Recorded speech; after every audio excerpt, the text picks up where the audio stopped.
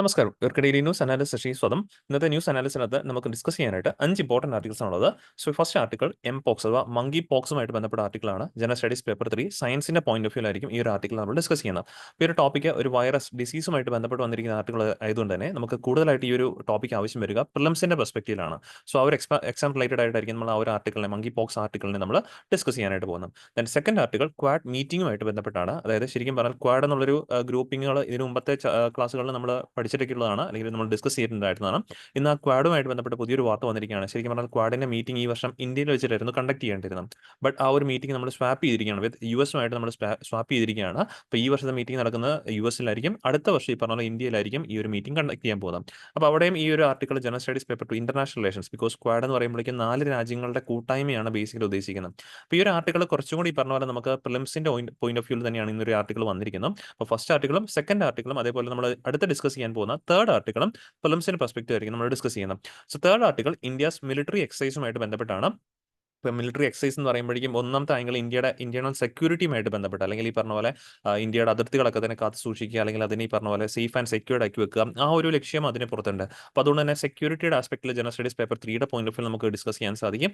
അതുപോലെ തന്നെ general studies paper 2 IR, കാരണം ഈ ഒരു മിലിറ്ററി എക്സസൈസിനകത്ത് ശരിക്കും പറഞ്ഞാൽ നമ്മൾ ചെയ്യുന്നത് പല രാജ്യങ്ങളുടെയും ഈ പറഞ്ഞ പോലെ എയർഫോഴ്സുകളാകാം, അല്ലെങ്കിൽ മിലിറ്ററി ആകാം, അല്ലെങ്കിൽ നേവി ഒക്കെ ആകാം, ഇത്തരത്തിലുള്ള എക്സസൈസുമായിട്ട് നമ്മളോട് സഹകരിക്കുന്നത്. അപ്പോൾ ഈ രാജ്യങ്ങളുമായിട്ട് നല്ലൊരു ബന്ധം കാത്തു സൂക്ഷിക്കാനായിട്ട് നമുക്ക് സാധിക്കും. അപ്പോൾ അതൊരു ജനറൽ സ്റ്റഡീസ് പേപ്പർ 2ന്റെ പോയിന്റ് ഓഫ് വ്യൂ നോക്കുമ്പോഴേക്കും IR ഇന്റർനാഷണൽ റിലേഷൻസിന്റെ പെർസ്പെക്റ്റീവിലും ആ ഒരു ആർട്ടിക്കിൾ നമുക്ക് ഡിസ്കസ് ചെയ്യാനായിട്ട് സാധിക്കും. ദെൻ ഫോർത്ത് ആർട്ടിക്കിൾ ചെറിയൊരു ആർട്ടിക്കിളാണ്, പക്ഷേ അത് ഈ പറഞ്ഞ പോലെ നമ്മുടെ മെയിൻസിലേക്ക് ഒരുപാടധികം ഗുണം ചെയ്യുന്ന, അല്ലെങ്കിൽ നമുക്കൊരു പോയിന്റ് ആയിട്ട് കണക്കാക്കാൻ സാധിക്കുന്ന ഒരു ആർട്ടിക്കിളാണ്.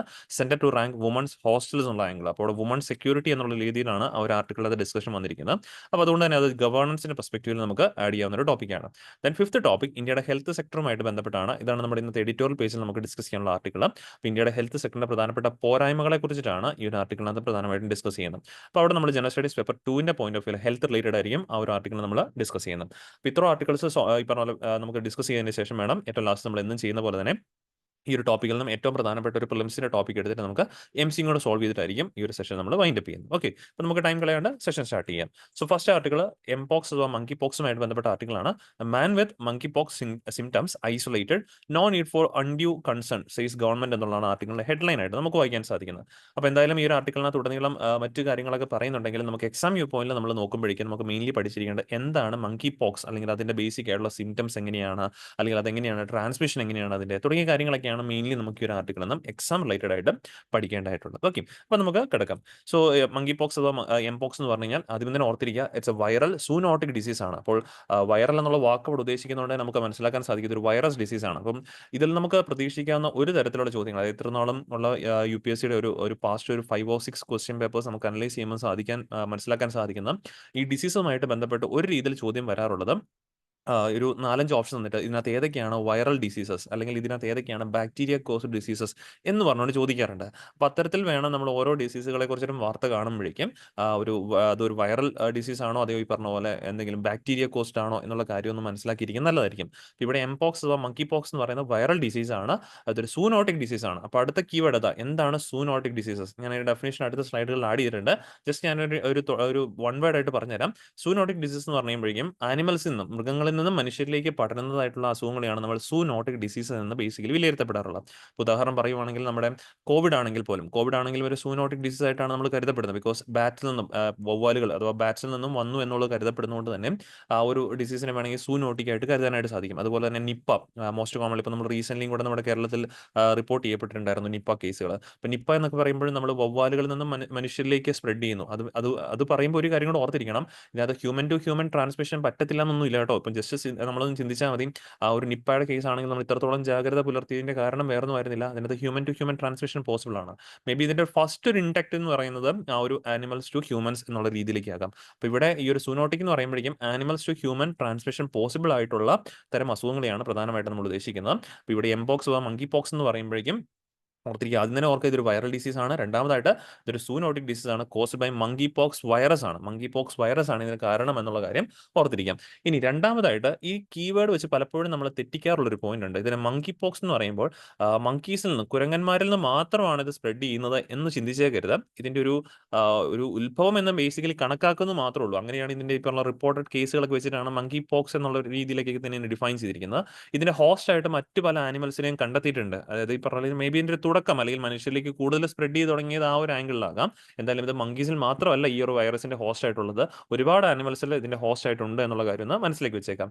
ആദ്യമായിട്ട് ഈ മങ്കി പോക്സ് റെക്കോർഡ് ചെയ്യപ്പെട്ടത് 1970 ഡെമോക്രാറ്റിക് റിപ്പബ്ലിക് ഓഫ് കോങ്കോ DRCയിലാണ് ആദ്യമായിട്ട് മങ്കി പോക്സ് ഈ പറഞ്ഞ ഹ്യൂമൻസിൽ ഈ ഒരു ഇത് ഡിറ്റക്ട് ചെയ്തെന്നുള്ള കാര്യം ഓർത്തിരിക്കാം. ഇതുകൊണ്ട് തന്നെയാണ് ഈ ഒരു മങ്കി പോക്സ് വൈറസ് പൊതുവിൽ ആഫ്രിക്കൻ കൺട്രീസിലാണ് കൂടുതലായിട്ടും ഇത് രേഖപ്പെടുത്തിയിട്ടുള്ളത്. അവിടുന്നാണ് പലപ്പോഴും ഇത് പരക്കുന്നതായിട്ട് അല്ലെങ്കിൽ സ്പ്രെഡ് ചെയ്യുന്നതായിട്ടൊക്കെയാണ് റിപ്പോർട്ട് ചെയ്തിട്ടുള്ളത്. അതുകൊണ്ട് തന്നെ ഇത് ആഫ്രിക്കൻ കോണ്ടിനെന്റ്സ് തന്നെ റിപ്പോർട്ട് ചെയ്തത് വെച്ചിട്ടുണ്ട്. 2 വിഭാഗങ്ങളായിട്ട് തന്നെ തരംതിരിച്ചിട്ടുണ്ട്. അതായത് 2 തരത്തിലുള്ള മങ്കി പോക്സ് വൈറസ് എന്ന് വേണമെങ്കിൽ വിശേഷിപ്പിക്കാൻ സാധിക്കും. അതിൽ ഒരെണ്ണമാണ് ക്ലെയ്ഡ് 1 എന്നറിയപ്പെടുന്നത്. ക്ലെയ്ഡ് 1 എന്ന് പറയുമ്പോൾ സെൻട്രൽ ആഫ്രിക്കൻ പ്രദേശങ്ങളിൽ ഒറിജിനേറ്റ് ചെയ്യപ്പെടുന്ന തരത്തിലുള്ള, അല്ലെങ്കിൽ ഒറിജിനേറ്റ് ചെയ്തു എന്ന് കരുതപ്പെടുന്ന തരത്തിലുള്ള മങ്കി പോക്സ് വൈറസ് ആണ് ക്ലെയ്ഡ് 1 എന്നറിയപ്പെടുന്നത്. And next one is originated in west Africa, clade 2 എന്നും അറിയപ്പെടുന്നു. അപ്പോൾ 2 തരത്തിലുള്ള 2 ടൈപ്പ് അല്ലെങ്കിൽ 2 ക്ലെയ്ഡ്സിലുള്ള മങ്കി പോക്സ് വൈറസ് ഉണ്ടെന്നുള്ള കാര്യം ഓർക്കുക. ഒന്ന് clade 1 that's from central Africa, another one is clade 2 that's from west Africa. ഇനി നമ്മൾ ജസ്റ്റ് നോക്കിയേക്കുക, ഈ ഒരു പത്രത്തിൽ ഇന്നത്തെ വാർത്തയിൽ വന്നിരിക്കുന്നത് ആ ഒരു പിക്ചറിന്റെ നേരെ താഴത്തെ പാരഗ്രാഫ് നിങ്ങൾക്ക് കാണാൻ സാധിക്കും. ആ ഒരു concern on August 14 due to the emergence of new strain of virus known as clade 1. അപ്പോൾ ഇപ്പം നമ്മുടെ രാജ്യത്ത് നമ്മൾ കരുതപ്പെടുന്ന, അല്ലെങ്കിൽ ഇവിടെ ഐസൊലേറ്റ് ചെയ്തിരിക്കുന്ന വ്യക്തിയിൽ കരുതപ്പെടുന്നത് ക്ലെയ്ഡ് 1 അഥവാ സെൻട്രൽ ആഫ്രിക്കയിൽ ഒറിജിനേറ്റ് ചെയ്യപ്പെടുന്ന കരുതിയ എംപോക്സ് വൈറസ് എന്നുള്ള കാര്യം ഒന്ന് മനസ്സിലാക്കിയിരിക്കുന്നേക്കാം. ഇനി രണ്ടിലും കോമൺ സിംറ്റംസ് ആണ്. കോമൺ സിംറ്റംസ് എന്ന് പറയുമ്പോഴേക്കും സ്കിൻ റാഷസ് ആണ്. തൊലിപ്പുറത്ത് ചെറിയ രീതിയിലുള്ള കുമിളകൾ പോലെ വരിക, അതാണ് പ്രധാനമായിട്ടും ഇതിന്റെ സിംറ്റംസ് ആയിട്ട് കരുതപ്പെടാറുള്ളത്. And that too can last for 2 to 4 weeks, 2 മുതൽ 4 ആഴ്ച നീണ്ടു നിൽക്കുന്ന തരത്തിലുള്ള സ്കിൻ റാഷസ് ഓർ മ്യൂക്കോസൽ ലെഷൻസ് ആണ് ഇതിനകത്ത്. മ്യൂക്കോസൽ ലെഷൻസ് അല്ലെങ്കിൽ സ്കിൻ റാഷ് എന്നൊക്കെ പറഞ്ഞാൽ നമുക്ക് ചെറിയതായിട്ട് തോർത്താലോ, ഈ പറഞ്ഞ രീതിയിൽ തൊലിപ്പുറത്ത് നമ്മുടെ കൈകളുടെ അല്ലെങ്കിൽ ഈ പറഞ്ഞ സ്കിന്നിന്റെ തൊലിപ്പുറത്ത് ചെറിയ രീതിയിലുള്ള കുമിളകൾ പോലെ, ചെറിയ കുരുക്കൾ പോലെ വരുന്നു എന്നുള്ളത് കരുതി വെച്ചാൽ മതി. ഓക്കെ, അപ്പോൾ 2 മുതൽ 4 ആഴ്ചയാണ് ഇതിനെ പലപ്പോഴും ഒരു സിംറ്റംസ് ആയിട്ട് കാണപ്പെടാറുള്ളത്. And that too accompanied by fever, headache, muscle aches, then back pain, low energy and swollen lymph nodes. ഇതൊക്കെ ഇതിന്റെ മോസ്റ്റ് കോമൺ ആയിട്ടുള്ള സിംറ്റംസ് ആയിട്ട് കരുതപ്പെടാറുള്ളതാണ്. ഇതിന് ഏറ്റവും പ്രധാനപ്പെട്ട രീതിയിൽ നമ്മൾ മനസ്സിലാക്കേണ്ടത് ട്രാൻസ്മിഷനാണ്. പരീക്ഷകൾ ഇത്തരത്തിലുള്ള അസുഖങ്ങളെ കുറിച്ചിട്ട് കൂടുതൽ നമ്മളോട് ക്വസ്റ്റ്യൻസ് വരാറുള്ളതും, ഒന്ന് ഞാൻ നേരത്തെ പറഞ്ഞുള്ള വൈറലാണോ ബാക്ടീരിയൽ ആണോ ചോദിക്കാറുണ്ട്. പിന്നെ ഇതിന്റെ പേര് വെച്ചാൽ സൂനോട്ടിക് ആണെങ്കിൽ എടുത്ത് ഓർത്തിരിക്കണം, ചോദിക്കാനുള്ള ചാൻസ് വളരെ കൂടുതലാണ്. അപ്പോൾ ഇവിടെ ട്രാൻസ്മിഷൻ ഞാനത് നേരത്തെ പറഞ്ഞിട്ട്, സൂനോട്ടിക് എന്ന് പറയുമ്പോൾ ആനിമൽസിൽ നിന്നും മനുഷ്യരിലേക്ക് മാത്രം നല്ല ഉദ്ദേശിക്കാൻ പറ്റുന്നത്. ആനിമൽസിൽ നിന്നും മനുഷ്യരിലേക്കും പകരും, അതുപോലെ തന്നെ എവിടെ നിന്നും പകരും, മനുഷ്യരിൽ നിന്നും മനുഷ്യരിലേക്ക് ഇത് സാധനങ്ങൾ പകരും. അതുകൊണ്ട് തന്നെ human to human transmission is also possible in case of mpox, and that too through direct contact with body fluids. അപ്പം എങ്ങനെയാണ് ഒരു മനുഷ്യനിൽ നിന്ന് മറ്റൊരു മനുഷ്യനിലേക്കും ഇത് പകരുന്നതെന്ന് ചോദിച്ചു കഴിഞ്ഞാൽ, ബോഡി ഫ്ലൂയിഡ്സുമായിട്ട് ഡയറക്റ്റ് കോൺടാക്ട് വരുമ്പോഴാണ്, ഫേസ് ടു ഫേസ് ഇന്ററാക്ഷൻ ആവും, മീൻസ് ക്ലോസ് കോൺടാക്റ്റിലുള്ള ഇന്ററാക്ഷൻസ് പോസിബിൾ ആകുമ്പോഴേക്കും. അതുപോലെ that too sexual contact, then indirect contact with contaminated clothing or bedding. അപ്പോൾ ആ രീതിയിലൊക്കെ തന്നെ both direct as well as indirect രീതിയിൽ ഇതിന്റെ ട്രാൻസ്മിഷൻസ് പോസിബിൾ ആണെന്നുള്ള കാര്യം നോക്കാം. ദെൻ ഏറ്റവും പ്രധാനമായിട്ട് ഇതിന്റെ ട്രീറ്റ്മെന്റ് ആലോചിക്കുമ്പോൾ നോ സ്പെസിഫിക് ട്രീറ്റ്മെന്റ്സ് ആണ്. മിക്ക വൈറൽ ഡിസീസിനെയും ഇത്രത്തോളം ഡെഡ്ലി അല്ലെങ്കിൽ സീരിയസ് കൺസേൺ ആക്കുന്നതിന്റെ മെയിൻ പ്രശ്നം എന്ന് പറയുന്നത് ഇതിന് സ്പെസിഫിക് ട്രീറ്റ്മെന്റ് എന്ന് പറഞ്ഞു കഴിഞ്ഞാൽ അതിന് വേണ്ടിയിട്ടായിട്ടുള്ള രീതിയിൽ, ഇപ്പം നമ്മൾ ഒരു പർട്ടിക്കുലർ അസുഖം അതിന് വേണ്ടിയിട്ട് ഡിസൈൻ ചെയ്തിരിക്കുന്ന അല്ലെങ്കിൽ അതിന് വേണ്ടിയിട്ട് മാനുഫാക്ചർ ചെയ്തിരിക്കുന്ന മരുന്നുകൾ എന്ന് പറഞ്ഞുകൊണ്ട് കാണുമല്ലോ, അങ്ങനെ രീതിയിലൊന്നും ഇതിനില്ല. ഈ ഒരു മെംപോക്സിന് no specific treatments or vaccinations ആണ് സ്പെസിഫിക്കലി ഫോർ ടു എന്ന് പറയാനായിട്ട് സാധിക്കത്തില്ല. എയർലി ആൻഡ് സപ്പോർട്ടീവ് കെയർ കൊടുക്കുക എന്നുള്ളതാണ് പ്രധാനമായിട്ടും ഈ ഒരു അസുഖത്തിനെ ഈ പറഞ്ഞ പോലെ ഇല്ലാതാക്കാനായിട്ട്, അല്ലെങ്കിൽ ഇതിന്റെ ക്യൂർ എന്ന് പറഞ്ഞു കഴിഞ്ഞാൽ എയർലി ഡിറ്റക്ഷനും അതുപോലെ സപ്പോർട്ടീവ് കെയറും എന്നുള്ള കാര്യം കൃത്യമായിട്ട് മനസ്സിലാക്കിയിരുന്നേക്കാം. ദെൻ ഇത് ഞാൻ നേരത്തെ പറഞ്ഞത് എന്താണ് സൂനോട്ടിക് ഡിസീസ് എന്നുള്ളത്. These are infections that are spread between people and animals. മനുഷ്യരിൽ നിന്നും അല്ലെങ്കിൽ ഈ പറഞ്ഞ ആനിമൽസിൽ നിന്നും മനുഷ്യരിലേക്ക് പകരുന്ന തരത്തിലുള്ള അസുഖങ്ങളെയാണ് നമ്മൾ സൂനോട്ടിക് എന്ന് പറയുന്നത്. ഇത് പല രീതിയിലാകാം. വൈറസുകൾ തന്നെയാകണം ഒരു നിർബന്ധമില്ല. ജേംസ് ആകാം, അല്ലെങ്കിൽ ഈ പറഞ്ഞ viruses, germs viruses, bacteria, parasites, fungi. അപ്പം ബാക്ടീരിയ, പാരസൈറ്റ്സ്, ഫംഗി ഇതൊക്കെ ഉണ്ടാകുന്ന തരത്തിലുള്ള അസുഖങ്ങളും സൂനോട്ടിക് ഡിസീസ് എന്ന് പലപ്പോഴും വിളിക്കാറുണ്ട്. ഇത് തന്നെ ചിലത് ഈ പറഞ്ഞ പോലെ അത് തന്നെ ഈ പറഞ്ഞ പോലെ കുറച്ച് ദിവസങ്ങൾ കഴിയുമ്പോഴേക്കും അതിന് ചെറിയൊരു ട്രീറ്റ്മെന്റും കാര്യങ്ങളൊക്കെ വെച്ചത് അത് തന്നെ ഈ പറഞ്ഞ പോലെ ഭേദമാകാറുണ്ട്. ബട്ട് ചിലത് ഈ പറഞ്ഞ പോലെ ലൈഫ് ത്രെറ്റനിങ് ആകാറുണ്ട്. ലൈക്ക് പറയുകയാണെങ്കിൽ റാബീസ് ഈ പറഞ്ഞ പോലെ ലൈഫ് ത്രെറ്റനിങ് ആയിട്ടുള്ള ഇത്തരത്തിലുള്ള സൂനോട്ടിക് ഡിസീസ് എന്നുള്ള കാര്യം ഒന്ന് ഓർത്ത് വെച്ചേക്കാം. അപ്പോൾ ഇത്രയാണ് ഈ ഒരു ആർട്ടിക്കൽ നമുക്ക് എക്സാം റിലേറ്റഡ് ആയിട്ട് പഠിക്കാനുള്ള. കൂടുതൽ നമുക്ക് ആ ഒരു പ്രിലിംസ് റിലേറ്റഡ് ആണ് ഈ ഒരു ആർട്ടിക്കൽ വന്നിരിക്കുന്നത്. അതുകൊണ്ട് തന്നെ ഈ 2 സ്ലൈഡിലുള്ള കാര്യങ്ങൾ കൃത്യമായിട്ടൊന്ന് മനസ്സിലേക്ക് വെച്ചേക്കാം. ഓക്കെ, ദെൻ ഈ പറഞ്ഞ പോലെ രണ്ടാമത്തെ ആർട്ടിക്കിളാണ് നമ്മുടെ ക്വാഡുമായിട്ട് ബന്ധപ്പെട്ടാണ്. India US agree to swap turns, Biden to host Quad summit in home state. Okay. അപ്പോൾ ഈ ഒരു ആർട്ടിക്കിളിന്റെ ബേസിക് ആയിട്ടുള്ള കാരണം നിങ്ങൾക്ക് ഇപ്പോൾ തന്നെ ഊഹിച്ചു കഴിഞ്ഞാൽ മനസ്സിലാക്കാൻ സാധിക്കും. ബിക്കോസ് ഇപ്പം നമ്മുടെ അടുത്ത കുറച്ച് നാളുകൾക്കുള്ളിൽ തന്നെ അമേരിക്കയിൽ ഇലക്ഷൻസ് വരാൻ പോവുകയാണ്. അപ്പോൾ അതിനൊക്കെ ആയിട്ടുള്ള ഒരു മുന്നോടിയായിട്ട് വേണമെങ്കിൽ കരുതാൻ സാധിക്കും. ബിക്കോസ് ഇപ്പോഴത്തെ പ്രസിഡന്റ് ആയിരിക്കത്തില്ല, മീൻസ് ഇപ്പോഴത്തെ യുഎസ് പ്രസിഡന്റ് അദ്ദേഹം സ്ഥാനം ഒഴിയുകയാണ്, ജോ ബൈഡൻ ഒഴിയുകയാണ്. അത് കഴിഞ്ഞിട്ട് ഒന്നെങ്കിൽ ഈ പറഞ്ഞ പോലെ നിങ്ങൾക്കറിയാം, ഇപ്പം വാർത്തകളിലൊക്കെ നിങ്ങൾ കണ്ടിട്ടുണ്ടാവും, ഒന്നെങ്കിൽ ഡൊണാൾഡ് ട്രംപ് അല്ലെങ്കിൽ ഈ പറഞ്ഞ പോലെ കമല ഹാരിസ്, ഇവർ രണ്ടുപേരിൽ ആരെങ്കിലും ആയിരിക്കും പുതിയ യുഎസ് പ്രസിഡന്റ് ആയിട്ട് വരാനായിട്ട് പോകുന്നത്. അപ്പോൾ ഇദ്ദേഹം ഈ പറഞ്ഞ പോലെ സ്ഥാനം ഒഴിയുന്നതിന് മുമ്പാകെ, മീൻസ് അതിനകത്ത് ഒരു പക്ഷേ ഇലക്ഷൻ സംബന്ധമായിട്ടുള്ള എന്തെങ്കിലും കാര്യങ്ങളൊക്കെ ഉണ്ടാവും, അദ്ദേഹത്തിന്റെ ഹോം സ്റ്റേറ്റിൽ വെച്ചിട്ടാണ്, മീൻസ് ഇപ്പോഴത്തെ കറന്റ് യുഎസ് പ്രസിഡന്റ് ആയിട്ടുള്ള ജോ ബൈഡന്റെ ഹോം സ്റ്റേറ്റിൽ വെച്ചിട്ടായിരിക്കും ഈ ഒരു ക്വാഡ് സമ്മിറ്റ് കണ്ടക്ട് ചെയ്യാനായിട്ട് പോവുക.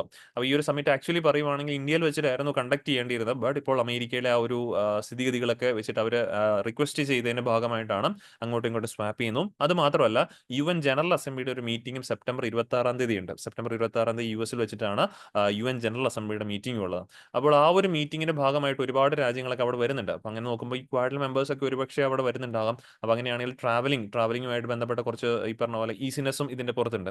അപ്പോൾ അങ്ങനെയുള്ള കൺസേൺസ് ഒക്കെ വെച്ചിട്ടാണ് ഇപ്പോൾ ഈ ഒരു മീറ്റിംഗ്സ് കറക്റ്റ്ലി നമ്മളിപ്പം യുഎസിലേക്ക് ഷിഫ്റ്റ് ചെയ്തു. നെക്സ്റ്റ് ഇയർ ക്വാഡിന്റെ മീറ്റിംഗ് യുഎസിലായിരുന്നു നടക്കേണ്ടിരുന്നത്. അത് നമ്മൾ എങ്ങോട്ടേക്ക് വെച്ചിരിക്കുന്നു? ഇന്ത്യയിലേക്ക് വെച്ചിരിക്കുന്നു. അങ്ങനെ വെക്കുമ്പോൾ ഒരു കാര്യം എന്ന് പറഞ്ഞു കഴിഞ്ഞാൽ, പുതിയ പ്രസിഡന്റ് ആരാണോ അവർ ഈ പറഞ്ഞ പോലെ ഇന്ത്യ സന്ദർശിക്കാനുള്ള സാധ്യതയുണ്ട് അല്ലേ. അപ്പോൾ അത് ഡൊണാൾഡ് ട്രംപ് ആകാം, അല്ലെങ്കിൽ കമല ഹാരിസ് ആകാം. ഇവരിൽ ആരെങ്കിലും ഈ പറഞ്ഞ പോലെ ഇന്ത്യയിലേക്ക് വരാനുള്ള ചാൻസസ് ഉണ്ട്. അപ്പോൾ അങ്ങനെ നമുക്ക് പുതിയ ഒരു ഈ പറഞ്ഞ രീതിയിൽ യുഎസ് പ്രസിഡന്റുമായിട്ട് നമുക്ക് കുറച്ച് ഈ പറഞ്ഞ പോലെ നല്ലൊരു ബന്ധം കാത്തു സൂക്ഷിക്കാനായിട്ട് സാധിക്കും. അപ്പോൾ അതുകൊണ്ടാണ് മെയിൻലി ഇതിങ്ങനെ ഷിഫ്റ്റ് ചെയ്യുന്നുള്ള കാര്യം ഓർക്കുക. ബട്ട് റദർ ദാൻ ദിസ്, നമുക്ക് എക്സാമിന് റിലേറ്റഡ് ആയിട്ട് നോക്കുമ്പോഴേക്കും ഏറ്റവും കൂടുതൽ ആവശ്യമുള്ളത് എന്താണ് ക്വാഡ് എന്നുള്ള കാര്യമാണ് പ്രധാനമായിട്ട് ഓർത്തിരിക്കേണ്ടത്. സോ ക്വാഡ് അഥവാ ഇതിന്റെ ഫുൾ ഫോം എന്ന് പറഞ്ഞാൽ ക്വാഡ്രിലാറ്ററൽ എന്ന് പറയും. ക്വാഡ്രിലാറ്ററൽ എന്നുള്ളതാണ് അതിന്റെ ചുരുക്കപ്പേരാണ് ക്വാഡ്. കാരണം ഇതിനകത്ത് 4 രാജ്യങ്ങളാണുള്ളത്: ഓസ്ട്രേലിയ, ഇന്ത്യ, ജപ്പാൻ, യുഎസ്. ഈ 4 രാജ്യങ്ങളുടെ ഒരു കൂട്ടായ്മയാണ് ക്വാഡ് എന്നുള്ള കാര്യം ഓർക്കാം. ഇവരുടെ ബേസിക് എയിം എന്ന് പറഞ്ഞു കഴിഞ്ഞാൽ open, stable and prosperous Indo Pacific മേഖലകളിൽ, I mean Indonesian Pacific Ocean മേഖലകളിൽ, ഐ മീൻസ് ഈ പറഞ്ഞ പോലെ അതിർത്തികൾ പങ്കിടുന്ന അല്ലെങ്കിൽ മാരിടൈം ബോർഡർ ഷെയർ ചെയ്യുന്ന രാജ്യങ്ങളാണ് ഇന്ന് 4 പേര്. അപ്പോൾ ഇവരെ സംബന്ധിച്ച് ഒരു open, stable and prosperous Indo Pacific മേഖല ഉണ്ടാക്കിയെടുക്കുക എന്നുള്ളതാണ് ഈ ക്വാഡ് എന്നുള്ള ഗ്രൂപ്പിന്റെ പ്രധാനപ്പെട്ട ലക്ഷ്യം. അതുകൊണ്ട് തന്നെ ഒന്ന് ആലോചിച്ച് കഴിഞ്ഞാൽ ഇതൊരു എന്താ പറയുക, ആന്റി ചൈന ആണോ എന്ന് നമുക്ക് പലപ്പോഴും തോന്നിയേക്കാം. കാരണം ചൈനയായിട്ട് അത്ര സുഖകരമല്ലാത്ത രാജ്യങ്ങളാണ് ഈ 4 പേരും. ഇതിനകത്ത് ഒരു പരിധിവരെ പറയുവാണെങ്കിൽ ഇച്ചിരി ഓസ്ട്രേലിയയുടെ കാര്യത്തിൽ വേണമെങ്കിൽ പറയാം. ബാക്കി ഈ പറഞ്ഞ പോലെ 3 രാജ്യങ്ങളും ഇതിനകത്ത് കൃത്യമായിട്ട് പറയുവാണെങ്കിൽ ആന്റി ചൈന നിലപാട് എടുക്കുന്ന രാജ്യങ്ങളാണ്. അപ്പോൾ അതുകൊണ്ട് തന്നെ പലപ്പോഴും ചൈന ഇതിനെ വിശേഷിപ്പിക്കാറുള്ളത് ആന്റി ചൈന ഗ്രൂപ്പിംഗ് ആണ് എന്ന് പറഞ്ഞുകൊണ്ട് ക്വാഡിനെ വിശേഷിപ്പിക്കാറുണ്ട്. ശരി, 2007 ഇങ്ങനെ ഒരു ഗ്രൂപ്പിംഗ് വേണം എന്നുള്ളൊരു ആവശ്യം വരുന്നു. അന്ന് ജപ്പനീസ് പ്രൈം മിനിസ്റ്റർ ആയിരുന്ന ഷിൻസോ ആബെ, അദ്ദേഹമാണ് ഇങ്ങനെ ഒരു ഫസ്റ്റ് പ്രപ്പോസൽ കൊണ്ടുവരുന്നതും. പക്ഷേ ഇത് ഗ്രൂപ്പിംഗ് ഫോർമലൈസ് ചെയ്ത് 2017 ബിക്കോസ് ഇതിനിടയിൽ ഒരുപാട് സെറ്റ് ബാക്കുകൾ കണ്ടിട്ടുണ്ടായിരുന്നു, ഇൻക്ലൂഡിംഗ് ഓസ്ട്രേലിയയുടെ വിഡ്രോവൽ. ചൈനീസ് പ്രഷർ കാരണം ഓസ്ട്രേലിയ ഈ ഒരു ഗ്രൂപ്പിംഗിൽ നിന്ന് ആദ്യം വിഡ്രോ ചെയ്തിട്ടുണ്ടായിരുന്നു. പിന്നീട് ഓസ്ട്രേലിയയിലേക്ക് 2017 കൂടിച്ചേരുകയാണ് ചെയ്തത്. അന്ന് ഇതിന്റെ പേര് ക്വാഡ്രിലാറ്ററൽ രീതിയിലേക്ക് മാറി with Australia, India, US and Japan. Okay, അത് ഒരു ഒരു പ്രിലിംസിന്റെ പെർസ്പെക്റ്റീവിൽ ഒന്ന് അറിഞ്ഞിരിക്കുക. ഇതാണ് മെയിൻലി ആ ഒരു ഗ്രൂപ്പിങ്ങിനകത്ത് കൃത്യമായിട്ട് പറയുകയാണെങ്കിൽ 4 രാജ്യങ്ങൾ നിങ്ങൾക്ക് കാണാൻ സാധിക്കും. ആ ഒരു ഇൻഡോ പസഫിക് മേഖലകളിലെ 4 രാജ്യങ്ങളിലെ അതിർത്തികൾ കൂടിച്ചേർത്ത് ഒരു ക്വാഡായിട്ട് വെച്ചിരിക്കുന്നു. ഇനി അടുത്തൊരു പോയിന്റ് ഉണ്ട് പ്രിലിംസ് ആയിട്ട് ബന്ധപ്പെട്ട് പറയുകയാണെങ്കിൽ, ഈ 4 രാജ്യങ്ങളും പങ്കെടുക്കുന്ന നിലവിലെ ഒരു മൾട്ടിലാറ്ററൽ എക്സസൈസ് ആണ് മലബാർ എക്സസൈസ് എന്ന് പറയുന്നത്. നമ്മുടെ ഈ പറഞ്ഞ പോലെ നേവികളും ഒക്കെ തന്നെ ട്രൈലാറ്ററൽ സർവീസ് മീൻസ് എക്സസൈസ് ആയിട്ട് വേണമെങ്കിൽ കണ്ടക്ട് ചെയ്യാറുള്ളതൊക്കെയാണ്. ഇന്ത്യയുടെയും ഓസ്ട്രേലിയയുടെയും അതുപോലെ ജപ്പാന്റെയും യുഎസിന്റെ ഒക്കെ തന്നെ നേവൽ ഫോഴ്സുകൾ അല്ലെങ്കിൽ ആർമീസ് ഒക്കെ തന്നെ ഈ ഒരു ഭാഗമായിട്ട്, ആ ഒരു മലബാർ എക്സസൈസിന്റെ ഭാഗമായിട്ട് പങ്കെടുക്കാറൊക്കെയുണ്ട്. അപ്പോൾ അത് മലബാറിനകത്ത് നിലവിൽ ഈ ക്വാഡിലെ 4 രാജ്യങ്ങളുണ്ടെന്നുള്ള കാര്യം കൃത്യമായിട്ട് ഓർത്ത് വെച്ചേക്കാം. ഇത്രയാണ് ആ ഒരു ആർട്ടിക്കിൾ നമുക്ക് പഠിക്കാനുള്ളത്. ബിക്കോസ് ഈ ഒരു ആർട്ടിക്കിൾ ഞാൻ നേരത്തെ പറഞ്ഞിരുന്നു പ്രിലിംസിന്റെ പെർസ്പെക്റ്റീവുള്ള ആർട്ടിക്കിൾ തന്നെയാണ്. ദെൻ ഇത് മൂന്നാമത്തെ ഒരു പ്രിലിംസിന്റെ പെർസ്പെക്റ്റീവുള്ള ആർട്ടിക്കിൾ തന്നെയാണ്, India's military diplomacy in top gear with back to back exercise എന്നുള്ളത്. അത് കഴിഞ്ഞ കുറച്ച് ദിവസങ്ങളായിട്ട് ഒരുപാടധികം മിലിറ്ററി എക്സസൈസുകൾ നമ്മുടെ രാജ്യത്ത് നടക്കുന്നുണ്ട്, അല്ലെങ്കിൽ നമ്മുടെ ഇന്ത്യൻ ഫോഴ്സ് പങ്കെടുക്കുന്ന കുറേയധികം എക്സസൈസുകൾ നമ്മുടെ നാട്ടിൽ നടക്കുന്നുണ്ട്. ആക്ച്വലി പറയുവാണെങ്കിൽ ഈ ഇത്തരത്തിലുള്ള എക്സസൈസുകൾ എന്ന് പറയുമ്പോൾ ഒന്ന് ഈ രാജ്യങ്ങൾ തമ്മിലുള്ള ബന്ധം നല്ല രീതിയിൽ സ്ട്രോങ് ആക്കാനായിട്ട് സഹായിക്കുന്നു. അതുപോലെ തന്നെ സെക്യൂരിറ്റി പരമായുള്ള കാര്യങ്ങളിൽ, ടെക്നോളജിക്കൽ പരമായുള്ള കാര്യങ്ങൾ, ഡിഫൻസ് പരമായുള്ള കാര്യങ്ങളൊക്കെ തന്നെ അങ്ങോട്ടും ഇങ്ങോട്ടും ഇൻഫർമേഷൻസ് ഷെയർ ചെയ്യാനായിട്ടും ഇത്തരത്തിലുള്ള സർവീസുകൾ സഹായിക്കാറുണ്ട്. അപ്പോൾ ഇത് ഞാൻ പറഞ്ഞൊരു പ്രിലിംസിന്റെ പെർസ്പെക്റ്റീവുള്ള ആർട്ടിക്കിളാണ്. അതുകൊണ്ട് തന്നെ മെയിൻലി നമ്മൾ ഐഡന്റിഫൈ ചെയ്യേണ്ടത് ഇത്തരത്തിലുള്ള എക്സസൈസുകൾ. ഇതിനകത്ത് ഈ ഒരു ആർട്ടിക്കിളിൽ മെൻഷൻ ചെയ്തിരിക്കുന്ന കുറച്ച് പ്രധാനപ്പെട്ട മിലിറ്ററി എക്സസൈസുകളുണ്ട്. അതൊന്ന് ഓർത്തിരിക്കണം. കാരണം ബിക്കോസ് UPSC ഒരു ട്രെൻഡ് ഉണ്ട് ഇത്തരത്തിലുള്ള ഒരു മാച്ച് ഫോളോയിങ് ആയിട്ട്. ലെഫ്റ്റ് സൈഡിൽ ഈ പറഞ്ഞ പോലെ എക്സസൈസുകളുടെ പേരും റൈറ്റ് സൈഡിൽ ഈ പറഞ്ഞ അതിൽ പങ്കെടുക്കുന്ന രാജ്യങ്ങളുടെ പേരും എന്ന് വെച്ചിട്ട് ചോദിക്കാം. അല്ലെങ്കിൽ ഡയറക്ട്ലി തന്നെ ഇന്ത്യ ഫ്രാൻസുമായിട്ട് നടത്താറുള്ള ഒരു മൾട്ടിലാറ്ററൽ എക്സസൈസിന്റെ പേര് താഴ്ത്തുന്നതിന് ഏതാണ് ചൂസ് ചെയ്യാം, അങ്ങനെ ആ രീതിയിൽ വേണമെങ്കിൽ ചോദിക്കാം, സ്റ്റേറ്റ്മെന്റ് ആയിട്ടും പ്രതീക്ഷിക്കാം. അപ്പോൾ ആ രീതിയിലൊന്നും ഓർത്തിരിക്കാൻ നല്ലതാണ്. അപ്പോൾ ഇതിനകത്ത് ഈ പറഞ്ഞ പോലെ സെക്കൻഡ് പാരാഗ്രാഫ് നിങ്ങൾ നോക്കിക്കഴിഞ്ഞാൽ ഇന്ത്യക്കും യുഎസിനും ഇടയിലുള്ള ഒരു ബൈലാറ്ററൽ ആർമി എക്സസൈസ് നിങ്ങൾക്ക് കാണാൻ സാധിക്കും. ദാറ്റ്സ് കോൾഡ് യുദ്ധ അഭ്യാസ്. അപ്പോൾ യുദ്ധ അഭ്യാസ് എന്ന് പറയുന്നത് ഇന്ത്യക്കും യുഎസിനും ഇടയിലുള്ള ബൈലാറ്ററൽ ആയിട്ടുള്ള ആർമി എക്സസൈസ് ആണ് യുദ്ധാഭ്യാസം എന്ന് പറയുന്നത്. അപ്പോൾ ഈ യുദ്ധാഭ്യാസമൊക്കെ തന്നെ ഈ പറഞ്ഞ പോലെ ഇവിടെയാണ് നവംബർ 2022 ഉത്തരാഖണ്ഡിൽ വെച്ച് നടത്തിയതിന്റെ ഒരു പിക്ചറാണ് നിങ്ങൾക്ക് ഇവിടെ കാണാനായിട്ട് സാധിക്കുന്നത്. ദെൻ അടുത്തത് ഏറ്റവും പ്രധാനമായിട്ടും ഈ ഒരു ആർട്ടിക്കിൾ ഡിസ്കസ് ചെയ്യുന്ന തരംഗ ശക്തി എന്നുള്ള ഒരു മൾട്ടിലാറ്റർ എക്സസൈസ് ആണ്. പല രാജ്യങ്ങളിൽ നിന്നുള്ള ഏകദേശം പറയുവാണെങ്കിൽ 30ഓളം രാജ്യങ്ങളിൽ നിന്നുള്ള ഫോഴ്സുകൾ വന്നിവിടെ പങ്കെടുക്കുന്ന ഒരു 2 ഫേസ് ആയിട്ട് കണ്ടക്ട് ചെയ്യുന്ന ഒരു 2 മാസങ്ങളായിട്ട് 2 ഫേസുകളായിട്ട് കണ്ടക്ട് ചെയ്യുന്ന ഒരു മൾട്ടിലാറ്ററൽ എക്സസൈസ് ആണ് തരംഗ ശക്തി എന്ന് പറയുന്നത്. അപ്പോൾ അതിനെക്കുറിച്ചാണ് വിശദമായിട്ട് പഠിക്കാനുള്ളത്. അത് അടുത്ത സ്ലൈഡിൽ ഞാൻ ആഡ് ചെയ്തിട്ടുണ്ട്. അപ്പോൾ എന്തായാലും അവിടെ വരുമ്പോഴേക്കും നമുക്ക് കൃത്യമായിട്ട് പഠിക്കാനായിട്ട് സാധിക്കും. ദെൻ മറ്റൊരു എക്സസൈസിനെ കുറിച്ച് ഇതിനകത്ത് പറയുന്നത് ഒരു ലാർജസ്റ്റ് യു എസ് കണ്ടിജൻ എന്ന് പറയുന്നത് വീണ്ടും യുദ്ധാഭ്യാസം നിങ്ങൾക്ക് കാണാൻ സാധിക്കും. അത് കഴിഞ്ഞിട്ട് ഈ പറഞ്ഞ പോലെ വീണ്ടും നമ്മൾ നോക്കുവാണെങ്കിൽ നമ്മുടെ തൊട്ടുമുമ്പ് ഞാൻ പറഞ്ഞ മലബാർ എക്സസൈസിന്റെ കാര്യം ഈ ഒരു പാരഗ്രാഫിനകത്ത് ഈ പറഞ്ഞ പോലെ കാണാൻ the Malabar naval exercise comprising India, Australia, Japan and US is scheduled to be held off in Visakhapatnam coast in the first half of October. October ആദ്യ ആഴ്ചയിൽ ഈ പറഞ്ഞ പോലെ അടുത്തൊരു മിലിറ്ററി എക്സസൈസ് വരുന്നുണ്ട്. That's called Malabar exercise. ഞാൻ തൊട്ടും പറഞ്ഞോളൂ, ക്വാഡിലെ എല്ലാ രാജ്യങ്ങളും ആ ഒരു എക്സസൈസിനകത്ത് പങ്കെടുക്കുന്നുള്ള കാര്യം. അപ്പം ഇതിനകത്ത് ഏറ്റവും പ്രധാനമായിട്ട് നമ്മൾ നോക്കേണ്ടതാണ് ഈ തരംഗ ശക്തി എന്നുള്ള ഒരു മിലിറ്ററി എക്സസൈസ് ആണ്. ഇന്ത്യസ് ഫസ്റ്റ് ഗ്ലോബൽ എയർ ഡ്രില്ലൊക്കെയാണ് ഇതിനകത്ത് സംഘടിപ്പിക്കുന്ന കാര്യം ഓർക്കാം. മൾട്ടിലാറ്റർ ആണ്, വിച്ച് മീൻസ് ഒരുപാട് രാജ്യങ്ങളിൽ ഇതിന് വന്ന് പങ്കെടുക്കുന്നുണ്ട്. So exercise Tarang Shakti is the largest international air exercise ever conduct India with invitations extend to 51 countries. 51 രാജ്യങ്ങളിൽ നിന്നുള്ള ആളുകളെ നമ്മൾ ക്ഷണിച്ചിട്ടുണ്ട്. ബട്ട് ഇതിനകത്ത് 30ഓളം രാജ്യങ്ങൾ വന്ന് പങ്കെടുക്കും എന്നുള്ളതാണ് നമ്മൾ വിലയിരുത്തുന്നതും. 2 ഫേസ് ആയിട്ടാണ് കണ്ടക്ട് ചെയ്യുന്നത്. ആക്ച്വലി ഓൾറെഡി ഇതിന്റെ ഫേസ് 1 കണ്ടക്ട് ചെയ്ത് കഴിഞ്ഞു. ഫേസ് 1 നടത്തിയിരുന്ന ഓഗസ്റ്റ് 6 തീയതി തൊട്ട് 14 തീയതി വരെയാണ്. തമിഴ്നാട്ടിൽ സുലൂർ വെച്ചിട്ടായിരുന്നു ഫേസ് 1 കണ്ടക്ട് ചെയ്തിട്ടുണ്ടായിരുന്നത്. ഇതിൽ പങ്കെടുത്ത പ്രധാനപ്പെട്ട രാജ്യങ്ങൾ നോക്കുവാണെങ്കിൽ 4 പ്രധാനപ്പെട്ട രാജ്യങ്ങൾ പങ്കെടുത്തിട്ടുണ്ടായിരുന്നു. France, Germany, Spain and UK. ഈ 4 രാജ്യങ്ങൾ, 4 മാത്രമല്ല പ്രധാനപ്പെട്ട 4 രാജ്യങ്ങളോടെ പങ്കെടുത്തിട്ടുണ്ടായിരുന്നു. ഇപ്പോൾ കണ്ടക്ട് ചെയ്തുകൊണ്ടിരിക്കുന്ന ഫേസ് 2 ആണ്. സെപ്റ്റംബർ 1 തീയതി തുടങ്ങിയതാണ്. അപ്പോൾ ഇത് NDRI 14 തീയതി വരെ ഉണ്ടാകുന്നതാണ് ഫേസ് 2. ജോധ്പൂർ, രാജസ്ഥാനിലെ ജോധ്പൂർ വെച്ചിട്ടാണ് ഈ ഫേസ് 2 കണ്ടക്ട് ചെയ്യുന്നത്. ഈ ഫേസ് 2 പാർട്ടിസിപ്പേറ്റ് ചെയ്യുന്ന പ്രധാനപ്പെട്ട രാജ്യങ്ങൾ നോക്കുകയാണെങ്കിൽ Australia, Bangladesh, Greece, Singapore, UAE and USA ആണ് പ്രധാനമായിട്ടും ഇതിന്റെ ഫേസ് 2 പങ്കെടുക്കുന്നത്. ഓർത്തിരിക്കുക, തരംഗ ശക്തി എന്ന് പറയുന്ന ഒരു largest international air exercise ever conduct in India ആണ്. അതിനകത്ത് പ്രധാനപ്പെട്ട രാജ്യങ്ങളുടെ പേര് ഓർത്തിരിക്കുന്നത് നല്ലതായിരിക്കും. ഈ രാജ്യങ്ങളൊക്കെ പങ്കെടുത്തിരുന്നു എന്ന് പറഞ്ഞുകൊണ്ട് ഓർത്തിരുന്നേക്കാം. France, Germany, Spain, UK, then Australia, Bangladesh, Greece, Singapore, UAE and USA. ഇത്രയും രാജ്യങ്ങൾ ഇതിനകത്ത് പങ്കെടുത്തിട്ടുണ്ടായിരുന്നു എന്നുള്ള കാര്യം കൃത്യമായിട്ട് ഓർത്ത് വെച്ചേക്കാം. ഓക്കെ, അത്രയാണ് ആ ഒരു ആർട്ടിക്കിൾ നമുക്ക് വ്യക്തമായിട്ട് പഠിക്കാനുള്ള പ്രിലിംസിന്റെ ആർട്ടിക്കിൾ ആയതായിരുന്നു. ഇതും അടുത്തൊരു ആർട്ടിക്കിൾ, ഇതൊരു ഷോർട്ട് ആർട്ടിക്കിൾ ആണ്. ബിക്കോസ് ഇതിനകത്തൊരു ചെറിയൊരു പോയിന്റ് നമുക്ക് പഠിച്ചാൽ മതി. കാരണം മെയിൻസിനൊക്കെ വേണ്ടിയിട്ട് നമുക്കൊരു കാര്യം ഇതിനകത്ത് പഠിക്കേണ്ടതായിട്ടുണ്ട്. Centre to rank working women's hostels on safety. അതായത് നമ്മൾ നേരത്തെയും പല ആർട്ടിക്കിൾസിനകത്ത് നമ്മൾ ഡിസ്കസ് ചെയ്തതാണ്. ഇന്ത്യയിൽ സ്ത്രീ സുരക്ഷ അഥവാ വുമൺ സേഫ്റ്റി എന്ന് പറയുന്നത് ഇപ്പൊ ഇംപ്രൂവ് ആവുന്നുണ്ട്. ബട്ട് നോക്കുവാണെങ്കിൽ മറ്റു പല രാജ്യങ്ങളെയും കമ്പയർ ചെയ്യുമ്പോൾ സ്റ്റിൽ നമ്മൾ അതിനകത്ത് താഴെ തന്നെയാണ് നിൽക്കുന്നത്. അതുകൊണ്ട് തന്നെയാണ് നമ്മുടെ ഇവിടുത്തെ ലേബർ ഫോഴ്സ് പാർട്ടിസിപ്പേഷൻ റേറ്റ് എടുത്ത് നോക്കുവാണെങ്കിൽ ഓവറോൾ നമ്മുടെ സ്ത്രീകളുടെ woman labour force participation rate 37% ഉള്ളൂ. അതായത് ഒരു 18 മുതൽ ഈ പറഞ്ഞ പോലെ 59 അല്ലെങ്കിൽ 60 വയസ്സ് വരെയുള്ള കാറ്റഗറിയിലുള്ള ആളുകളിൽ ഇവിടെ വർക്ക് ചെയ്യുന്ന സ്ത്രീകൾ എന്ന് പറഞ്ഞു കഴിഞ്ഞാൽ ലേബർ ഫോഴ്സിന്റെ ഭാഗമായിട്ടൊക്കെ വർക്ക് ചെയ്യാൻ പറ്റുന്ന പറഞ്ഞു കഴിഞ്ഞാൽ ആകെ മൊത്തം 37% മാത്രമാണ്. ബാക്കി ഒരു 67% ആൾക്കാരും ആ ലേബർ ഫോഴ്സിൽ നിന്ന് മാറി നിൽക്കുകയാണ്. അവർക്ക് എഡ്യൂക്കേഷൻ ക്വാളിഫിക്കേഷൻ ഇല്ലാത്തതുകൊണ്ടായിരിക്കില്ല. അതിൽ ബഹുഭൂരിപക്ഷം ആൾക്കാർക്കും നല്ല ക്വാളിഫിക്കേഷൻസ് ഉണ്ടാവും. പിന്നെ എന്തുകൊണ്ടാണ് അവരെ തൊഴിൽ ചെയ്യാനായിട്ട് മടിപ്പിക്കുന്നത് എന്ന് ചോദിച്ചാൽ, അല്ലെങ്കിൽ അവരെ ബാക്കിലേക്ക് വലിക്കുന്നതെന്ന് ചോദിച്ചു കഴിഞ്ഞാൽ മോസ്റ്റ് കോമൺലി സെക്യൂരിറ്റിയാണ്. വർക്ക് പ്ലേസിലെ സെക്യൂരിറ്റിയും അത്തരത്തിലുള്ള ഒരുപാട് കൺസേൺസ് ഉണ്ട്. എക്സ്പ്ലോയിറ്റേഷൻ തുടങ്ങിയൊക്കെ തന്നെ അതിനകത്തെ ഓരോരോ പോയിന്റുകളാണ്. അപ്പോൾ അതൊക്കെ നമുക്ക് മറികടക്കാൻ സാധിച്ചു കഴിഞ്ഞാൽ സ്ത്രീകളുടെ കാര്യത്തിലുള്ള ഈ ഒരു വർക്ക് ഫോഴ്സ് പാർട്ടിസിപ്പേഷൻ റേറ്റ് നമുക്ക് ഇംപ്രൂവ് ചെയ്യാനായിട്ട് സാധിക്കും. അത്തരത്തിലുള്ള ഇംപ്രൂവ്മെന്റ് ആണ് ശരിക്കും പറഞ്ഞാൽ ഇന്ത്യക്ക് 2047 ആകുമ്പോൾ ഒരു ഡെവലപ്ഡ് കൺട്രി ആയിട്ട് മാറാനായിട്ട് ആവശ്യമുള്ളൂ എന്നുള്ള കാര്യം ഓർക്കാം. അതിലേക്കുള്ള ഫസ്റ്റ് ഒരു സ്റ്റെപ്പായിട്ട് നമുക്ക് ഇതിനെ കാണാൻ സാധിക്കും. കാരണം എസ്പെഷ്യലി സ്ത്രീകളുടെ താമസ സ്ഥലങ്ങളിൽ ഇത്തരത്തിൽ വർക്ക് ചെയ്യാന്ന് പറയുമ്പോഴേക്കും ദൂര സ്ഥലങ്ങളിലൊക്കെ ആയിരിക്കും ചിലപ്പോൾ ജോലി കിട്ടുന്നത്.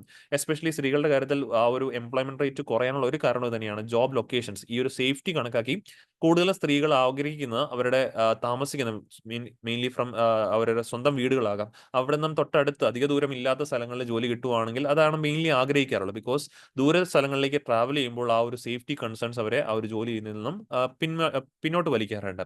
അപ്പോൾ ഇവിടെ അതിലേക്ക് അങ്ങനെ ഒരു പ്രശ്നം പരിഹരിക്കാനായിട്ടാണ് എസ്പെഷ്യലി വുമൺ ഹോസ്റ്റലുകളിലൊക്കെ തന്നെ അതിന്റെ ആദ്യ നടപടിയാണ്. വുമൺ ഹോസ്റ്റലുകളിൽ സ്ത്രീകളുടെ സുരക്ഷ ഉറപ്പാക്കുന്നതിന് ഭാഗമായിട്ട് സെൻട്രൽ ഗവൺമെന്റ് വുമൺ ഹോസ്റ്റൽസിനെ റാങ്ക് ചെയ്യാനായിട്ട് പോകുന്നു. ആ റാങ്ക് ചെയ്യുന്നത് പ്രധാനമായിട്ടും അവിടുത്തെ സേഫ്റ്റി നോക്കിയിട്ടാണ്. അപ്പോൾ ആ സേഫ്റ്റിയുടെ അടിസ്ഥാനത്തിൽ അതേപോലെ തന്നെ അവിടുത്തെ മറ്റ് കാര്യങ്ങൾ, ക്ലീൻ ഡ്രിങ്കിങ് വാട്ടറിന്റെ ഫെസിലിറ്റീസ്, അല്ലെങ്കിൽ ഈ പറഞ്ഞ പോലെ ക്ലെൻലിനെസ്, ഇങ്ങനെയുള്ള കാര്യങ്ങളും കൂടെ നോക്കുന്നുണ്ട്. അത് നോക്കിയിട്ടാണ് ഇവിടെ ഹോസ്റ്റൽസിനെ റാങ്ക് ചെയ്യുന്നത്. അപ്പോൾ ഈ റാങ്കിങ് പബ്ലിഷ് ചെയ്യും. ആ പബ്ലിഷ് ചെയ്യുമ്പോൾ ഓട്ടോമാറ്റിക്കലി സ്ത്രീകൾ ഹോസ്റ്റൽസിനായിട്ട് നോക്കുന്നത് ഒബ്വിയസ്ലി നമുക്കറിയാം, റാങ്കിങ്ങുകൾ നല്ല റാങ്കിങ് ഉള്ള ഹോസ്റ്റൽസിനായിരിക്കും കൂടുതൽ പ്രിഫർ ചെയ്യുന്നത്. അപ്പോൾ ഓട്ടോമാറ്റിക്കലി ആ റാങ്കിങ്ങിന് താഴെ കിടക്കുന്ന ഹോസ്റ്റൽസും പുതിയ അഡ്മിഷൻസ് കിട്ടണമെങ്കിൽ അവരുടെ ഫെസിലിറ്റീസ് ഇംപ്രൂവ് ചെയ്യണം. അല്ലാതെ വേറെ മാർഗ്ഗം ഉണ്ടാവില്ല. കാരണം അല്ലെങ്കിൽ ആരും തന്നെ ഓപ്റ്റ് ചെയ്യത്തില്ല. അപ്പോൾ അതുകൊണ്ട് തന്നെ ഓട്ടോമാറ്റിക്കലി നമ്മുടെ രാജ്യത്തുള്ള ഇത്തരത്തിലുള്ള വുമൺ ഹോസ്റ്റൽസ് ഒക്കെ തന്നെ ഇംപ്രൂവ് ഇമ്പ്രൂവ് ആകാനായിട്ടുള്ള ചാൻസസ് വളരെ കൂടുതലാണ്. സേഫ്റ്റിയുടെ കാര്യത്തിലൊക്കെ തന്നെ അവർ ഇമ്പ്രൂവ് ആയിക്കോളും. അപ്പോൾ അങ്ങനെ ഇമ്പ്രൂവ് ആയി കഴിഞ്ഞാൽ തീർച്ചയായിട്ടും നമ്മുടെ രാജ്യത്തെ സ്ത്രീകൾക്ക് നല്ല രീതിയിൽ വർക്ക് ചെയ്യാനായിട്ടുള്ള ഒരു അവസരം നമുക്ക് ഒരുക്കി കൊടുക്കാനായിട്ട് സാധിക്കും. അപ്പോൾ ഇതാണ് ഈ ഒരു പോയിന്റാണ് ഇതിനകത്ത് മെയിൻലി നോക്കേണ്ടത്. അപ്പോൾ നോക്കി ഗൈഡ് ലൈൻസ് ആ റാങ്കിങ്ങിന്റെ ഗൈഡ് ലൈൻസ് ആയിട്ട് ഒന്ന് പറയുവാണെങ്കിൽ സെക്യൂരിറ്റി, 2 ക്ലെൻലിനെസ്, അതേപോലെ decide facilities such as establishments, അതായത് ഇൻഫ്രാസ്ട്രക്ചർ, ഇതെല്ലാം നോക്കിയിട്ടാണ് അതിനകത്ത് റാങ്ക് ചെയ്യുന്നുള്ള കാര്യം ഓർക്കാം. അപ്പോൾ ആ റാങ്കിങ് പ്രകാരമായിരിക്കും ഇത്തരത്തിൽ ഈ പറഞ്ഞ പോലെ ആളുകൾ ഹോസ്റ്റലിലേക്ക് അഡ്മിഷൻ സ്വീകരിക്കാൻ തയ്യാറാകുക. അങ്ങനെ വരുമ്പോൾ ഓട്ടോമാറ്റിക്കലി എല്ലാ ഇത്തരത്തിലുള്ള ഹോസ്റ്റൽസും അവരുടെ സെക്യൂരിറ്റി കാര്യങ്ങളൊക്കെ ഇമ്പ്രൂവ് ചെയ്യാനുള്ള സാധ്യതകൾ വളരെ കൂടുതലാണ്. അപ്പോൾ ഇതാണ് ആ ഒരു ടോപ്പിക് എന്ന് മനസ്സിലാക്കിയിരിക്കേണ്ടത്. അപ്പം ഇത് ഓർക്കുക, ഇത്തരത്തിൽ ഈ പറഞ്ഞ woman work force participation rate ഒക്കെ എങ്ങനെ കൂട്ടാം എന്നുള്ള തരത്തിലൊക്കെ മീൻസ് ഒരു ചോദ്യം വന്നു കഴിഞ്ഞാൽ ഇത് നമുക്കൊരു സജഷൻ ആയിട്ട് അല്ലെങ്കിൽ ഇങ്ങനെ ഒരു എക്സാമ്പിൾ ആയിട്ട് നമുക്ക് എഴുതാവുന്നതാണ്. ഇതൊരു വെൽക്കമിംഗ് മെഷറാണ്. സെൻട്രൽ ഗവൺമെന്റ് ഒരു ഭാഗത്തു നിന്നുള്ള ഒരു വെൽക്കമിംഗ് മെഷറായിട്ട് നമുക്ക് ഇതിനെ കണക്കാക്കാനായിട്ട് സാധിക്കും. ഇനി നമുക്ക് അടുത്ത ആർട്ടിക്കിലേക്ക് മൂവ് ഓൺ ചെയ്യാം. ഇതാണ് ശരിക്കും പറയുന്നത് മെയിൻസ് ആയിട്ടുള്ള article. Policy paralysis A weekend public health sector എന്നുള്ളതാണ് ആർട്ടിക്കിളിന്റെ ഹെഡ്ലൈൻ ആയിട്ട് നമുക്ക് വായിക്കാൻ സാധിക്കുന്നത്. അപ്പോൾ ഈ ഒരു ആർട്ടിക്കിളിനകത്ത് മെയിൻലി ഡീൽ ചെയ്യുന്ന നമ്മുടെ ഇന്ത്യയിലെ ഹെൽത്ത് സെക്ടറിന്റെ ഇഷ്യൂസ് ആണ്. ആ ഒരു ഇഷ്യൂസിലേക്ക് കടക്കുന്ന മുമ്പ് ഈ ഒരു ആർട്ടിക്കിളിനകത്ത് പറഞ്ഞിരിക്കുന്ന കുറച്ച് ഇൻട്രൊഡക്ഷൻ ആയിട്ടുള്ള കുറച്ച് കാര്യങ്ങൾ നമുക്ക് മനസ്സിലാക്കി പോകാം. ഇവിടെ കൃത്യമായിട്ട് പറയുന്നുണ്ട് ആ ഒരു ഫെൽറ്റ് നീഡ്സ്. മെയിൻലി ഈ ഒരു ആർട്ടിക്കിളിനകത്ത് ഹൈലൈറ്റ് ചെയ്യുന്ന ഇഷ്യൂ ആയിട്ട് പറയുന്നത് ഈ വർഷത്തെ ബഡ്ജറ്റിനകത്ത് നമ്മൾ ഹെൽത്ത് സെക്ടറിലേക്ക് അലോക്കേറ്റ് ചെയ്തിരിക്കുന്ന എമൗണ്ടിനെ സൂചിപ്പിച്ചുകൊണ്ടിട്ടാണ്. കാരണം മറ്റ് ഈ പറഞ്ഞ പോലെ സെക്ടേഴ്സിലായിട്ട് എസ്പെഷ്യലി ഡിഫൻസ് ആയിക്കോട്ടെ അല്ലെങ്കിൽ അതുപോലുള്ള മറ്റ് സെക്ടേഴ്സ് കമ്പയർ ചെയ്യുമ്പോഴേക്കും നമ്മുടെ ഹെൽത്ത് സെക്ടർ അതുപോലെ തന്നെ നമ്മുടെ എഡ്യൂക്കേഷൻ സെക്ടറിലേക്കുള്ള ഗവൺമെന്റ് അലോക്കേഷൻസ് കമ്പാരിറ്റീവ്ലി വളരെ ലോ ആണ്. അത് ഈ വർഷത്തിന് പ്രശ്നമല്ല, മിക്ക വർഷങ്ങളിലും നമുക്ക് അത് തന്നെയാണ് കാണാനായിട്ട് സാധിക്കുന്നത്. അപ്പോൾ അതിനെ ചുറ്റിപ്പറ്റിക്കൊണ്ടാണ് ഈ ഒരു ആർട്ടിക്കിൾ ശരിക്കും വന്നിരിക്കുന്നത്. അപ്പോൾ ഇനി ഇതിനകത്ത് ഇൻട്രൊഡക്ഷൻ ആയിട്ട് പറയുന്ന കുറച്ച് കാര്യങ്ങളുണ്ട്. പബ്ലിക് ഹെൽത്ത് എന്ന് പറയുമ്പോഴേക്കും അല്ലെങ്കിൽ ഈ പറഞ്ഞ ഇവിടെ ഒക്കർ ചെയ്യുന്ന തരത്തിലുള്ള ഡിസീസുകളൊക്കെ തന്നെ നമുക്ക് മെയിൻലി 3 ഗ്രൂപ്പുകളായിട്ട് തരംതിരിക്കാനായിട്ട് സാധിക്കും.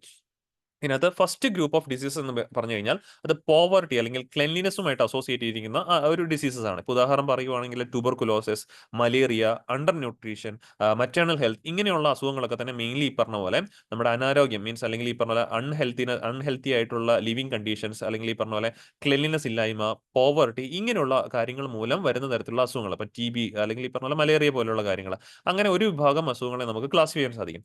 രണ്ടാമത്തെ തരം ഡിസീസസ് ആണ് മെയിൻലി പറഞ്ഞ പോലെ അതിനെ നമ്മൾ middle class problems of the middle class എന്നാണ് ബേസിക്കലി വിശേഷിപ്പിക്കുന്നത്. അതായത് വേറൊന്നുമില്ല, ഇവിടെയുള്ള നമ്മുടെ ലൈഫ് സ്റ്റൈൽ അപ്രോച്ചുകൾ മൂലം ഉണ്ടാകുന്ന തരത്തിലുള്ള ഡിസീസസ്. ഇപ്പോൾ ഉദാഹരണത്തിന് പറയുവാണെങ്കിൽ ബ്ലഡ് പ്രഷർ ആയിട്ടുള്ള ഡിസീസസ് അല്ലെങ്കിൽ ഈ പറഞ്ഞ പോലെ കൊളസ്ട്രോൾ പോലെയുള്ള ഡിസീസസ്, അത് മീൻസ് ലീവിങ് ഈ പറഞ്ഞ പോലെ നമ്മുടെ എന്താ പറയുക ജീവിതശൈലി രോഗങ്ങളിൽ നിന്നും ബേസിക്കലി വിശേഷിപ്പിക്കുമല്ലോ, അത്തരത്തിലുള്ള അസുഖങ്ങൾ. അത് കൂടുതലും അല്ലെങ്കിൽ അതുപോലെ അതുപോലെ അത് തന്നെയാണ് നിർബന്ധമില്ല, അല്ലെങ്കിൽ അതുപോലെയുള്ള എയർ പൊല്യൂഷൻസ് മൂലം ഉണ്ടാകുന്ന തരത്തിലുള്ള അസുഖങ്ങൾ, ഇപ്പം റെസ്പിറേറ്ററി ഇഷ്യൂസ്, അങ്ങനെയുള്ള തരത്തിൽ ഇപ്പം അല്ലെങ്കിൽ ഈ പറഞ്ഞ air pollution, water pollution, waste management, ഇങ്ങനെയുള്ള പ്രശ്നങ്ങൾ മൂലം ഉണ്ടാകുന്ന തരത്തിലുള്ള നമ്മുടെ ഈ പറഞ്ഞ പോലെ പുവർ ഇൻഫ്രാസ്ട്രക്ചർ മൂലം ഒക്കെ ഉണ്ടാകുന്ന തരത്തിലുള്ള അസുഖങ്ങൾ.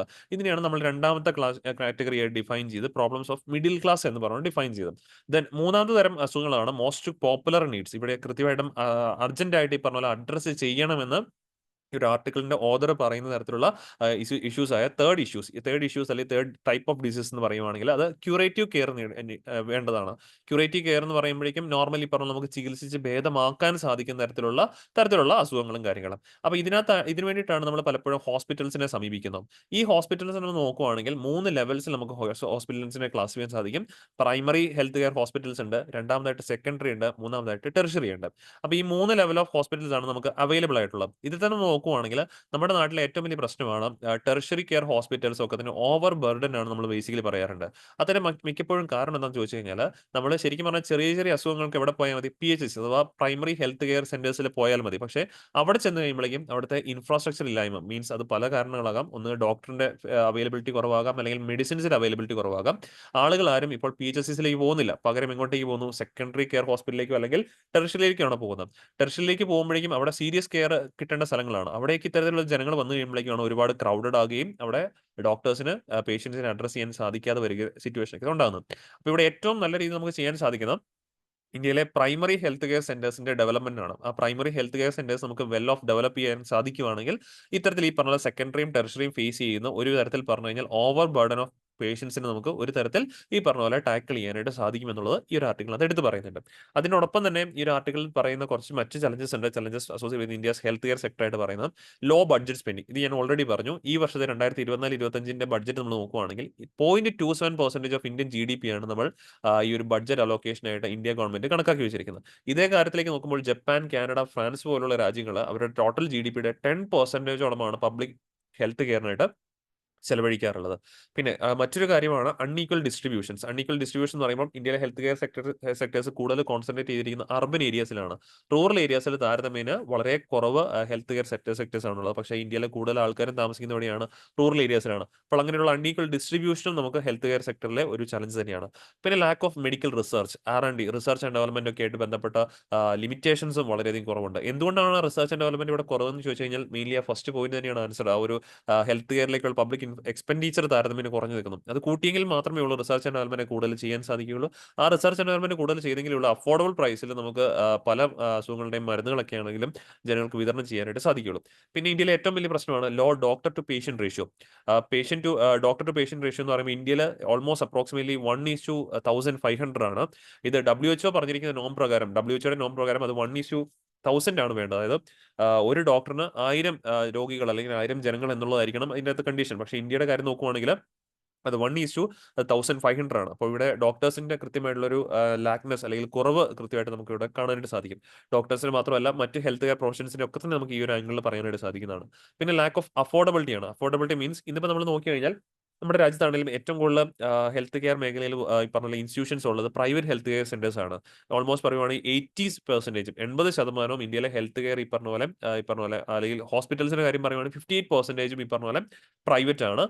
ബാക്കി ഈ പറഞ്ഞ പോലെ ഓൾമോസ്റ്റ് ഒരു 42% മാത്രമേ ഉള്ളൂ നമുക്ക് പബ്ലിക് സെക്ടറിലുള്ള ഹോസ്പിറ്റൽസ് എന്ന് പറയാൻ സാധിക്കുവാണെങ്കിൽ. അതുപോലെ ഡോക്ടേഴ്സിന്റെ അവൈലബിലിറ്റി നോക്കുവാണെങ്കിൽ 81% ഡോക്ടേഴ്സ് ഇവിടെ തന്നെയാണ് പ്രൈവറ്റ് സെക്ടറിലാണ് ഉള്ളത്. അപ്പോൾ ഇവിടങ്ങൾ നോക്കുമ്പോൾ ആളുകളെ സംബന്ധിച്ച് കൂടുതൽ അവർ പ്രൈവറ്റ് ഹെൽത്ത് കെയർ മീൻസ് ഈ പറഞ്ഞ പോലെ ഹെൽത്ത് പ്രൈവറ്റ് കെയർ ഹോസ്പിറ്റൽസിലേക്ക് പോകാനായിട്ട് അവർ ബാധ്യസ്ഥനാകുകയാണ്. Means they are forced to go there. അങ്ങനെ വരുമ്പോഴേക്കുമാണ് അവരുടെ out of the pocket expenditure കൂടുന്നത്. ബിക്കോസ് ഹെൽത്ത് കെയർ സെക്ടറിലെ ചെലവുകൾ വളരെ കൂടുതലാണ്. ബിക്കോസ് ഇന്ത്യയിൽ ഈ പറഞ്ഞ പോലെ ഒന്നാമത്തെ കാര്യം ഹെൽത്ത് കെയർ ഇൻഷുറൻസ് പെനിട്രേഷൻ വളരെയധികം കുറവാണ്. അതുകൊണ്ട് തന്നെ out of the pocket expenditure ഇന്ത്യയിൽ വളരെ കൂടുതലാണ്. അതിനൊരു റീസണും കൂടുതൽ നമുക്ക് ഇവിടെ അവൈലബിൾ ആയിട്ടുള്ള ഹോസ്പിറ്റൽസ് ആണെങ്കിലും പ്രൈവറ്റ് സെക്ടേഴ്സിലാണ് എന്നുള്ളതാണ് ഇതിന്റെ മറ്റൊരു പ്രധാനപ്പെട്ട പോയിന്റ് ആയിട്ട് പറയുന്നത്. അപ്പോൾ ഇത്തരത്തിലുള്ള ഈ ഇഷ്യൂസ് ഇന്ത്യൻ ഹെൽത്ത് കെയർ സെക്ടേഴ്സിലുണ്ട്. ഇത് പരിഹരിക്കണമെങ്കിൽ തീർച്ചയായിട്ടും ഇന്ത്യയിലെ ഹെൽത്ത് കെയർ സെക്ടറിലേക്കുള്ള നമ്മുടെ അലോക്കേഷൻ GDP ടേംസിലുള്ള അലോക്കേഷൻ ഇംപ്രൂവ് ചെയ്തെങ്കിൽ മാത്രമേ നമുക്ക് ഈ പ്രശ്നങ്ങൾ പരിഹരിക്കാൻ സാധിക്കുകയുള്ളൂ എന്നുള്ളതാണ് ഓദർ കൃത്യമായിട്ട് നമ്മളോട് പറഞ്ഞിരിക്കുന്നത്. അപ്പോൾ ഇവിടെ നമ്മൾ നേരത്തെ പറഞ്ഞൊരു പോയിന്റ് തന്നെയാണ് ഇത് ഈ വർഷത്തെ ഇന്ത്യൻ ബഡ്ജറ്റ് വിത്ത് റെസ്പെക്ട് ആയിട്ട് പറഞ്ഞതാണ്. ഇന്ത്യൻ ബഡ്ജറ്റിനകത്ത് നോക്കുമ്പോഴേക്കും ഏറ്റവും കൂടുതൽ നോക്കുവാണെങ്കിൽ ഏത് മിനിസ്ട്രിക്കകത്താണ്? ഡിഫൻസ് മിനിസ്ട്രിക്കാണ് അലോക്കേഷൻ 6.1 lakh crore rupees ആണ് അലോക്കേറ്റ് ചെയ്തിരിക്കുന്നത്. ഇതിനകത്ത് ഈ ലിസ്റ്റിനകത്തൊന്നും നമുക്ക് ഹെൽത്ത് കെയറിനെ കാണാനായിട്ട് സാധിക്കത്തില്ല. ബിക്കോസ് ഹെൽത്ത് കെയറിൽ നമ്മൾ ഈ വർഷം അലോക്കേറ്റ് ചെയ്തിരിക്കുന്നത് 90,959 crore rupees ആണ്. ഇത് ഇന്ത്യൻ GDPയുടെ ടേംസിലേക്ക് നോക്കുവാണെങ്കിൽ 0.27% മാത്രമാണ്. പെർസെന്റേജ് ഓഫ് GDP നോക്കുമ്പോഴേക്കും ഞാനിവിടെ എഡ്യൂക്കേഷനും ആഡ് ചെയ്തിട്ടുണ്ട്. ബിക്കോസ് എഡ്യൂക്കേഷനും ഹെൽത്തും ഇത്തരത്തിൽ മിക്കപ്പോഴും വാർത്തയിൽ നമുക്ക് വരുന്നതും മെയിൻസിന് കൂടുതൽ ആവശ്യം വരുന്ന പോയിന്റുകളാണ്. ഇവിടെ ആ ഒരു ബ്ലൂ ലൈനിൽ കാണിച്ചിരിക്കുന്നതാണ് ഹെൽത്ത് കെയറിലേക്കുള്ള അലോക്കേഷൻ, റെഡ് ലൈനിൽ കാണിച്ചിരിക്കുന്നതാണ് എഡ്യൂക്കേഷനിലേക്കുള്ള allocation as percentage of GDP. ഇവിടെ 24 ഫിനാൻഷ്യൽ ഇയറിൽ നമ്മൾ അലോക്കേറ്റ് ചെയ്ത് എഡ്യൂക്കേഷന് 0.36%, ഹെൽത്ത് കെയറിൽ 0.27% ഓഫ് അവർ ടോട്ടൽ GDP ആണെന്നുള്ള കാര്യം കൃത്യമായിട്ട് ഓർത്തിരുന്നേക്കാം. സോ ആ ഒരു ഫണ്ടിങ്ങിന്റെ കാര്യത്തിലാണെങ്കിൽ ആ വന്ന കുറവ് നമുക്കിവിടെ കാണാനായിട്ട് സാധിക്കുന്നുണ്ട്. ബട്ട് ആ ഒരു ഹെൽത്ത് കെയറിൽ നേരിയൊരു ഇംപ്രൂവ്മെന്റ് ഫിനാൻഷ്യൽ 14 തൊട്ടിട്ട് 10 വർഷത്തെ ഗ്യാപ്പ് നോക്കുവാണെങ്കിൽ ഒരു ചെറിയൊരു ഇംപ്രൂവ്മെന്റ് ഉണ്ട്. ബട്ട് എഡ്യൂക്കേഷനിലൊക്കെ ആ ഒരു നല്ലൊരു കുറവ് നമുക്ക് ഇവിടെ കാണാനായിട്ട് സാധിക്കുന്നുണ്ട്. അപ്പോൾ ഇത്രയും കാര്യങ്ങളായിരുന്നു നമുക്ക് ഇന്നത്തെ DNA-ൽ ഡിസ്കസ് ചെയ്യാനായിട്ടുണ്ടായിരുന്നത്. പിന്നെ നമ്മുടെ എല്ലാ ദിവസവും ചെയ്യുന്ന പോലെ ആ ഒരു പ്രിലിംസ് ബേസ് MCQ ആണ്. മങ്കി പോക്സുമായിട്ട് ബന്ധപ്പെട്ട ഒരു 2 സ്റ്റേറ്റ്മെന്റ് ക്വസ്റ്റ്യൻ ആണ്. പിന്നെ അത് ഏതൊക്കെ സ്റ്റേറ്റ്മെന്റ്സ് ആണ് കറക്റ്റ് എന്നാണ് ചോദിച്ചിരിക്കുന്നത്. അപ്പോൾ കൃത്യമായിട്ട് സ്റ്റേറ്റ്മെന്റ്സ് വായിച്ച് നോക്കിയിട്ട് നിങ്ങൾക്ക് ചെയ്യാനായിട്ട് സാധിക്കും. ബിക്കോസ് ഇതിന്റെ പോയിന്റ് എല്ലാം ഓൾറെഡി നമ്മൾ പറഞ്ഞിട്ടുണ്ട്. അപ്പോൾ അത് കൃത്യമായിട്ട് ആ 2 സ്റ്റേറ്റ്മെന്റും വായിച്ച് നോക്കിയിട്ട് ഏതാണ് കറക്റ്റ് ആയിട്ടുള്ള ഓപ്ഷൻ ഉള്ളത് നിങ്ങൾ കണ്ടുപിടിച്ചിട്ട് ആൻസർ കമന്റ് ബോക്സിൽ വീഡിയോയുടെ കമന്റ് ബോക്സിൽ രേഖപ്പെടുത്താം. ഓക്കെ, അപ്പോൾ നമുക്ക് ഡിസ്കസ് ചെയ്ത ടോപ്പിക്സ് എല്ലാവർക്കും ക്ലിയർ ആണെന്ന് വിശ്വസിക്കുന്നു. വീണ്ടും നമുക്ക് അടുത്ത ദിവസം കാണാം. Thank you.